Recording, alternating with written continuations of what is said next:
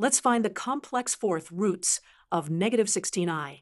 In other words, we need to find all values of z, where z to the fourth power equals negative 16i.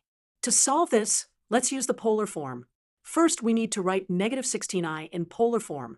We can write this as 16 times e to the power of I times 3 pi over 2. Let's visualize this on the complex plane. The point negative 16 I is located 16 units down on the imaginary axis.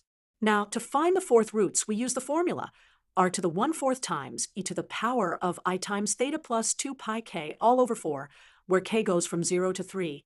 In our case, r is 16, and theta is 3 pi over 2. Let's simplify. The fourth root of 16 is 2, so our formula becomes z sub k equals 2 times e to the power of I times 3 pi plus 2 pi k all over 4. Let's find all four roots by plugging in k equals 0 through 3. 4k equals 0. We get 2e to the power of I 3 pi over 4. 4k equals 1. We get 2e to the power of I 5 pi over 4. 4k equals 2. We get 2e to the power of I 7 pi over 4. And for k equals 3, we get 2e to the power of I 9 pi over 4. Let's plot these four roots on the complex plane.